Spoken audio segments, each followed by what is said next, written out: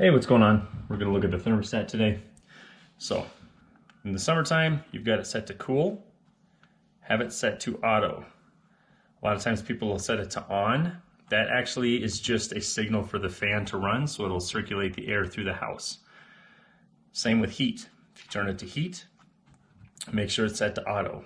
Then it's going to automatically adjust for the temperature depending on where you set it. It's reading 74 degrees right now, 75 degrees at the wall, and I want it to go down to 71. Set it to cool, set it to auto. Now if you need to change this up or down, you can do that. If you want to hit hold. You can do programming on these things. I can do that on another video. But like I said, if you ever want to just circulate the air through your house, you can have it on either cool or heat, and you can turn this to on. That will circulate the air. If you want it to automatically regulate the temperature, cool and auto, or heat and auto. So automatically regulate the temperature with heat, or automatically regulate the temperature with air conditioning. So, hello everyone. Let's talk about furnaces. Okay. This is a vertical furnace, normally found in the basement, or it could be outside of the house. It'll have a trunk line that goes into the house. I'll show you another picture of it that I downloaded from the internet. You have your main blower wheel at the bottom of the furnace. Sometimes you'll see these furnaces laying on their side. I'll show you a picture of that in a second. This is a heat register vent. You're going to see these on the floor, or they can be on the ceiling. They have little levers in them, and you can adjust the levers so for more and less airflow in them. The return duct usually don't have levers in them. These ones you just see right into the ductwork, and this will draw the air in. So what happens with the furnace? This is your flue. This flue fan turns on when the furnace knows the flue is clear, because it wants to turn on, make sure there isn't a bird's nest, snow, or the flue's collapsed on the roof, whatever it might be. Or, and some of these furnaces, if it's a high efficiency furnace, it's going to have PVC, and if it's a regular furnace, it's going to have sheet metal. And I'll show you, you'll see that later in the video. So this turns on, make sure the airway is clear. After that turns on, it's going to start the process for the rest of the furnace. You'll hear the blower wheel turn on. A hot surface igniter, you'll see it later in the video, will start to glow orange. That is actually going to light your gas to heat the house. So that hot surface igniter, you can also have one called an electric spark, and it looks like it operates the same as a spark plug in your car. It zaps. You'll see a little bit of electricity just zapping across the leads, and that will also light the gas. So here's how it goes. Flue fan turns on, blows out the air. Once the furnace says, okay, I don't have anything blocking the restriction of airflow, then your hot surface igniter will start to glow. Your blower wheel will come on. Once the hot surface igniter starts to glow, you're going to hear a click. It's your gas valve. Your gas valve will then release the gas, and your hot surface igniter or your electric spark will start the gas, and you'll see a blue flame. Usually on the other side, you're going to see a rod. It's called the flame sensing rod. I'm going to show you that here in a second. The rod detects the flame. So when the flame is burning, the rod says, okay, I see flame, let's go ahead and keep the furnace running, and it'll keep it going until it heats it up to the temperature.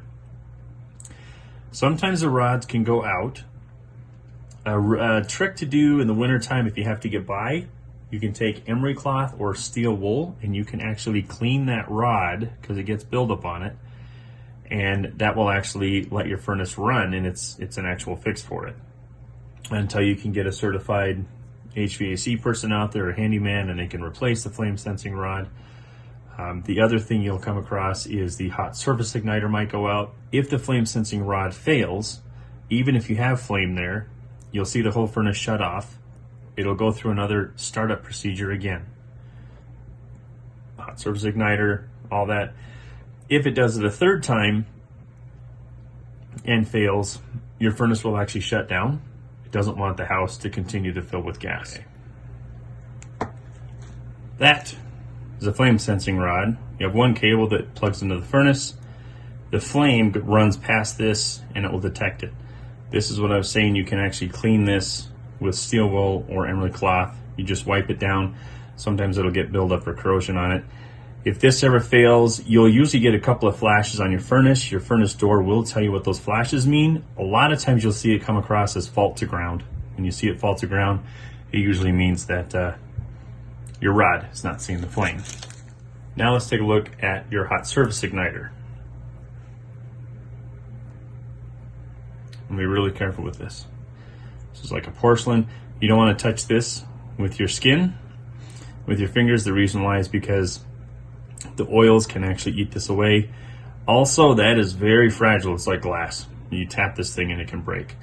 What you'll usually see when this is out, obviously it won't glow really bright orange when it's in the furnace, but you'll see a crack in it and it'll look smoked. It'll have like an extra white piece across it where the crack is at. This one's actually good, and all it does is it plugs in. I have seen these where they've been cut and you can use wire nuts. They actually send you wire nuts in the box. So if you ever have to cut it and wire it in, this is usually held on by a 5/16 self-tapper and along with the flame sensing rod.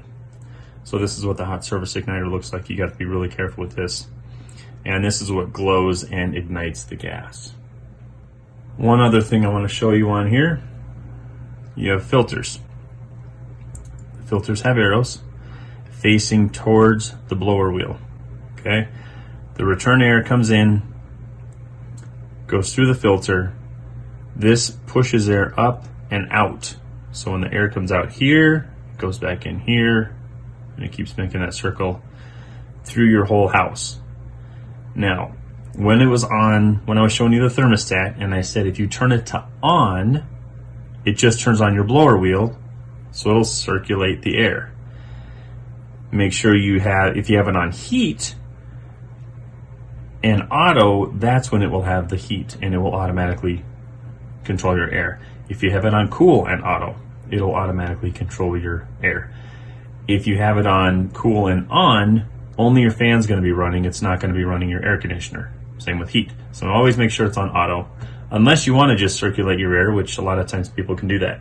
Here is one where the filter is on the bottom facing the blower wheel.